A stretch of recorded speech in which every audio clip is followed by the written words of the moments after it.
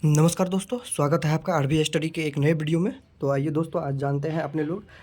मैंने आप लोगों को बताया था कि बीटीएससी एएनएम का जो केस है, वैसे ही कुछ करके अभी बीटीएससी जेई का कुछ दिन पहले 2019 में जो है वैकेंसियाँ निकली थी। उसके रिगार्डिंग मैंने बोला था आप लोगों को अगर कमेंट कीजिएगा तो मैं इसके रिगार्डिंग मैं आप लोगों को क्या कैसे-कैसे बीटीएससी जेई में भी हुआ था और अभी तक वो जो वैकेंसी है लटकी हुई है, उसके बारे में बताऊँगा। इससे पहले दोस्तों, आपसे एक रिक्वेस्ट है, जितने भी ब्रदर एंड सिस्टर हैं, सबसे मेरा हम्बल रिक्वेस्ट है, प्लीज़ चैनल को ज़रूर आप सब्सक्राइब करें। जितने भी सिस्टर हैं, सिस्टर से प्लीज़ हम्बल रिक्वेस्ट है, सिस्टर प्लीज़ चैनल को सब्सक्राइब करें प्लीज़। और जितने भी ब्रदर देख रहे हैं, प्लीज़ चैनल को ज़रूर सब्सक्राइब करें। आपका भाई का चैनल है, प्लीज़ चैनल को आप सब्सक्राइब करें। आपके लिए मैं हमेशा ऑथेंटिक और जो है ये बेबाक का बात मैं कभी नहीं करूँगा। ये आप लोग जानते हैं कि मैं जब भी आता हूँ, हमेशा ऑथेंटिक न्यूज़ ही लेके आता हूँ। कोई आलतू-फालतू बात नहीं करने के लिए आता हूँ और ना ही पक्ष-विपक्ष और लड़ाई करने के लिए नहीं आता हूँ। यहाँ पे सब पढ़ने-लिखने वाले बच्चे हैं, जो सबके लिए बेहतर रहता है, मैं वही बोलता हूँ। तो इसीलिए जितने भी भाई-बहन हैं, प्लीज़ आपके भाई का चैनल है, प्लीज़ आप ज़रूर सब्सक्राइब कर लीजिए। तो चलिए अब बढ़ते हैं आगे और देखते हैं कि मतलब क्या हुआ था बीटीएससी जेईई के केस में भी। वैसे ही कुछ अभी चल रहा है बीटीएससी एएनएम केस के रिगार्डिंग। और देखिए, मैं पहले ही बोल रहा हूँ, बाद में ये मत बोलिएगा कोई भी लोग कमेंट में आके कुछ उल्टा-पुल्टा कि मतलब ये इसके पक्ष में बोल रहा है, उसके पक्ष में बोल रहा है। मैं किसी के पक्ष में नहीं बोल रहा हूँ, ये इतिहास है, ठीक है? और इतिहास को आप भी नहीं बदल सकते, क्योंकि ये बीटीएससी जेईई के साथ जो हो गया है, वो हो गया है। मैं नहीं था वो करने वाला, और न ही मैं नीतीश कुमार हूँ और न ही मैं तेजस्वी यादव हूँ जो मैं नियम बनाऊँगा। मैं बस आप लोगों को बता रहा हूँ कि ये सब चीज़ हुआ है, ठीक है? और ये मत ब्लेम डालिएगा कि मतलब आप सीबीटी वालों के पक्ष में हैं और आप जो है सो उसके पक्ष में हैं, क्या कहते हैं, संविदा वालों के पक्ष में हैं। ऐसा कुछ भी नहीं है दोस्तों। सभी सभी मेरे सभी जो जितने भी स्टूडेंट हैं, सभी स्टूडेंट ही है और सभी स्ट्रगल करके ही यहाँ पे पहुँचे हैं। सबके लिए स्ट्रगल का टाइम सबके लिए बहुत ही हार्ड होता है, वो मैं जानता हूँ। इसीलिए मैं किसी के पक्ष में नहीं बोल रहा हूँ। जो चीज़ हो गया है, मैं वो चीज़ को आप लोगों के सामने में रख रहा हूँ। इसीलिए पहले ही बोल रहा हूँ, ये बाद में कमेंट में आके उल्टा-पुल्टा मत बोलिएगा कि आप इसके पक्ष में बोल रहे हैं, उसके पक्ष में बोल रहे हैं। मैं कौन होता हूँ दोस्तों, आप भी जानते हैं। मैं अकेला क्या कर सकता हूँ? कुछ भी नहीं कर सकता हूँ।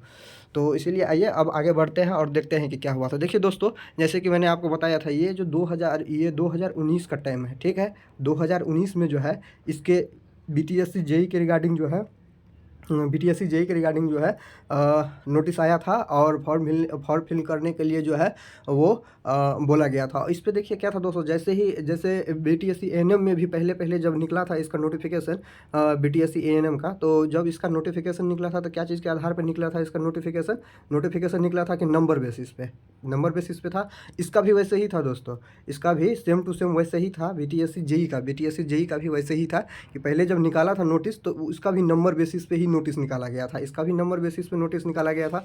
अब देख लीजिएगा, आप ही लोग कंपैरिजन कर लीजिएगा कहाँ पे दोनों में डिफरेंस है। अब देखिए हुआ क्या, अब बीटीएससी जेईई के साथ देखिए क्या हुआ, बीटीएससी जेईई के साथ क्या हुआ कि नंबर बेसिस पे जो ये निकाला गया था, तो इसमें क्या किया कि इसमें 2-3 टाइप का कॉलेज होता है दोस्तों, ठीक है? आप भी जानते हैं, प्राइवेट कॉलेज होता है और उसके बाद गवर्नमेंट कॉलेज होता है और सेमी गवर्नमेंट कॉलेज होता है। ये 2-3 टाइप का कॉलेज होता है। तो इसमें देखिए दोस्तों कि एआईसीटीई करके कोई एक संस्था होती है जो भारत का जितना भी टेक्निकल इंस्टीट्यूट है उसको कंट्रोल करती है। तो जो भी पॉलिटेक्निक कॉलेज जो है एआईसीटीई के अंतर्गत जो आ रहा था, उसके लिए तो नोटिस में जो है दिया गया था कि वो एलिजिबल है। बट जो एआईसीटीई के अंतर्गत नहीं आ रहा था, जो प्राइवेट कॉलेज थी, मैं इसको इन डेप्थ में नहीं बता रहा हूँ, फिर नीचे में आके कोई ज्ञान मत देने लगिएगा कि तुम ये गलत बोल रहे हो, ये सही बोल रहे हो। मैं इन डेप्थ में नहीं बता रहा हूँ, मैं ऊपर बता रहा हूँ कि ये सब चीज़ हुआ था, मैं पहले बता रहा हूँ। तो एआईसीटीई से मान्यता प्राप्त था, उनको दिया गया था, और अन्य जो कॉलेज प्राइवेट कॉलेज है उन सबको जो है इसमें मौका नहीं दिया गया था। तो इसमें देखिए 2023 में इसका क्या हुआ कि रिजल्ट इसका आ गया, नंबर बेसिस पे रिजल्ट आ गया। तो उसमें देखिए कि आप भी पॉलिटेक्निक जो प्राइवेट से किया है वो भी पॉलिटेक्निक किया है, जो गवर्नमेंट से किया है वो भी पॉलिटेक्निक किया है, तो मौका तो सबको मिलना चाहिए। तो इसमें क्या हुआ कि जितने भी प्राइवेट वाले थे, उन्होंने जो फिर हाई कोर्ट में अपना केस डाला। केस डालने के बाद जो है उस पे कुछ बहस हुई, चर्चा हुई। उसके बाद जब रिजल्ट आया 2023 में इसका, तो उसके केस वेस होने के बाद सरकार ने क्या किया, यहाँ पे देखिएगा फिर क्या किया है सरकार ने। सरकार का गेम देखिएगा दोस्तों, दोनों ही कंडीशन में मैं आप बता रहा हूँ। सरकार ने क्या किया कि बीटीएससी जो है बीटीएससी द्वारा यहाँ पे जो है हाई कोर्ट में हलफनामा दायर किया गया कि मैंने जो नोटिस निकाला था कि नंबर बेसिस पे मैं लूँगा और मतलब क्वालिफ़िकेशन मैं ये रखता हूँ, तो जो मैंने जो ये सब नोटिस निकाला था नंबर बेसिस पे लेने का और मैंने जो क्वालिफ़िकेशन दिया था वो गलत था। सरकार अपने बोल रहा है कि मेरा जो वो नोटिफिकेशन था वो रिक्रूटमेंट करने का तरीका था वो गलत था, इसीलिए मैं जो वो नोटिफिकेशन है उसको वापस लेता हूँ। तो उसको क्या किया कि ये जितनी वैकेंसियाँ थी, देखिए रिजल्ट आ गया है इसका 2023 में। अब सरकार क्या बोल रहा है कि जितनी वैकेंसियाँ थी इसका सबको रद्द कर दिया गया। जो भी इसका नोटिफिकेशन था बोला कि मैं नोटिफिकेशन को रद्द कर रहा हूँ, मैं नए सिरे से फिर से जो है सो क्या कहते हैं बहाली दूंगा और नए सिरे से जो है रिक्तियाँ निकालूंगा। तो इस पर क्या किया है कि कुछ लोग सुप्रीम कोर्ट जाके जो है केस किए हुए हैं। तो कुछ लोग सुप्रीम कोर्ट जाके केस किए हैं, कितने 2023 में जाके सुप्रीम कोर्ट में केस किए हैं। मैं बोलिएगा तो अभी उसका कुछ ज़रूरत नहीं है क्योंकि मेरे पास सारा डाटा है उसका कि सुप्रीम कोर्ट में क्या चल रहा है, क्योंकि आज नहीं 2023 से वो केस लटका हुआ है, तारीख पे तारीख मिल रहा है।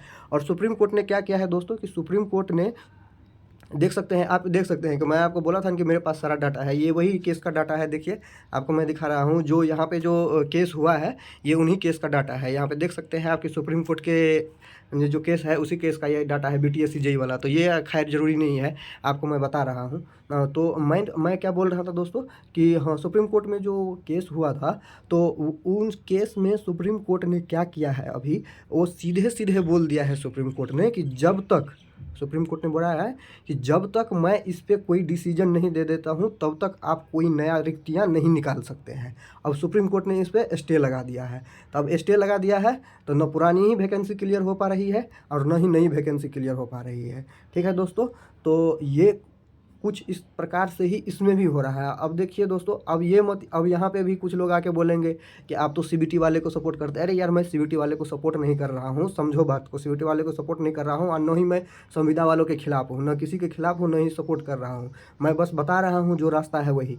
अब यहाँ पे देखिए बीटीएससी एएनएम में भी कुछ ऐसा ही चल रहा है। अभी तो मान लीजिए कि हाई कोर्ट ने दे दिया सारा चीज़, देने के बाद अब देखिए अगर कुछ लोग हैं जो अगर जाएंगे वहाँ पे, अगर हाई उसको सुप्रीम कोर्ट अगर जाना रहेगा, अगर सुप्रीम कोर्ट जाएंगे, अगर वहाँ पे मामला फंसा तो फिर आप क्या होगा आप भी जान सकते हैं कि मतलब जो जल्दी होने वाला रहेगा वो नहीं हो पाएगा और वो जो है टाइम एक्सटेंड होते जाएगा होते जाएगा होते जाएगा। फिर भी यहाँ पे मैं फिर बोल रहा हूँ कि मैं सीबीटी वालों के लिए, सीबीटी वालों के विरोध में नहीं बोल रहा हूँ, क्योंकि देखिए मैं न नीतीश कुमार हूँ और न ही मैं तेजस्वी यादव हूँ। नियम जो बनाता है, मेरा पर्सनल ओपिनियन क्या है ये मैंने नहीं रखता है, नियम जो बनाता है और न्यायालय जो कहता है उसको तो हमको मानना पड़ेगा। सरकार जो नियम बनाती है, अगर हमसे पूछिएगा पर्सनल राय तो मैं तो कभी ये नहीं बोलूँगा कि कोई भी वैकेंसियाँ हो उसकी जो है उसका रिक्रूटमेंट जो है नंबर बेसिस पे हो। नंबर बेसिस पे कभी भी कोई भी वैकेंसियाँ का रिक्रूटमेंट नहीं होना चाहिए दोस्तों, ये सरासर गलत है। बीटीएससी जेई एक प्रतिष्ठित पोस्ट होता है, ऐसे एएनएम भी एक प्रतिष्ठित पोस्ट होता है। आप इसको नंबर बेसिस पे कैसे कर सकते हैं? आप इसको नंबर बेसिस पे कभी नहीं कर सकते हैं, क्योंकि आप भी जानते हैं कि कॉलेज में क्या पढ़ाई होता है और बिहार के कॉलेज में क्या चल रहा है, ये आप भी जानते हैं। तो अभी देखिए अब बीटीएससी जेई के केस पे अब बहुत सारी जो है अभी गाज गिरा हुआ है। अब इसमें जो क्या कर दिया गया है कि अब बीटेक वाले भी इसमें जो है, बीटेक वाले, क्योंकि आपको पता है कि बिहार में जो है सो बीटेक वाले जेई में अलाउ नहीं है, तो अब बीटेक वाले ने भी इस पे केस कर डाला है। तो अब ये और फंसता हुआ दिख रहा है। ठीक है दोस्तों, तो बिहार में कैसे पढ़ाई होता है कॉलेज में सब जानते हैं, हम भी जानते हैं, आप लोग भी जानते हैं। तो इसीलिए नंबर बेसिस पे तो कभी भी बहालियाँ नहीं होनी चाहिए, हमेशा जो है एग्जाम बेसिस पे बहालियाँ होनी चाहिए। लेकिन दोस्तों हमारे बोलने से क्या होता है, अभी तो माननीय न्यायालय ने जो फैसला सुनाया है उसको तो सबको मानना पड़ेगा, आपको भी मानना पड़ेगा और हमको भी मानना पड़ेगा। रही बात आपके अधिकार की, तो आपके अधिकार है कि आप आगे बढ़ सकते हैं, तो अगर आपका इच्छा है तो आप आगे बढ़ सकते हैं। ठीक है दोस्तों, तो ये कुछ इम्पोर्टेंट दोनों केसों की सिमिलरिटी थी, क्योंकि अब अगर बीटीएससी एएनएम में अगर स्टेप लिया जाता है, जिनके साथ अगर अन्याय होता हुआ दिख रहा है उनके द्वारा अगर बीटीएससी एएनएम में भी स्टेप लिया जाएगा तो समझिए कि वो बीटीएससी जेई के केस के बराबर ही हो जाएगा। और फिर उसमें कितना टाइम लगेगा नहीं लगेगा ये ना हम कह सकते हैं, ये तो सिर्फ न्यायालय ही जानेंगे, सुप्रीम कोर्ट न्यायालय ही जानेंगे। तो ये कुछ इम्पोर्टेंट थी जानकारी दोस्तों, जो मैंने आप लोगों को प्रीवियस वीडियो में मैंने आप लोगों से प्रॉमिस किया था कि मैं बताऊंगा कि कैसे कैसे चल रहा है। मैंने आपको संक्षिप्त रूप में बताया है दोस्तों, मैं सारा चीज़ नहीं इसमें कि कब कब केस दायर हुआ, किस किस ने किया, कैसे किया नहीं दिखाऊंगा।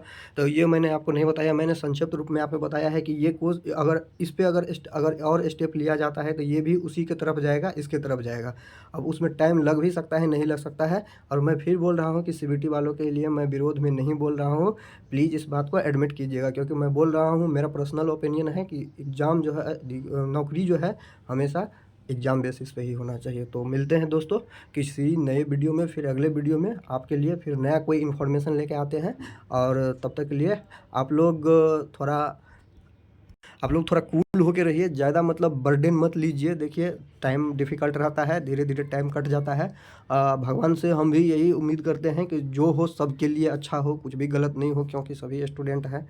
तो और एक बात और फिर लास्ट में कि जो भी नए हैं मेरे चैनल पे, प्लीज़ आप ज़रूर चैनल को सब्सक्राइब कर लीजिएगा प्लीज़। इसी प्रकार से और भी अपडेटेड वीडियो देखने के लिए और अपडेटेड रहने के लिए मैं इसी प्रकार से नया-नया कंटेंट आपके लिए लाता रहूँगा। कोई भी अगर एक्टिविटी होती है बीटीएससी एएनएम केस के रिगार्डिंग, तो मैं आपके लिए जो है अपडेट लाता रहूँगा, तो जिससे आपको नोटिफिकेशन मिलता रहे। इसीलिए चैनल को ज़रूर आप सब्सक्राइब करके रखिएगा। ठीक है दोस्तों, थैंक यू यहाँ तक वीडियो देखने के लिए, और मिलते हैं नए वीडियो में नए जानकारी।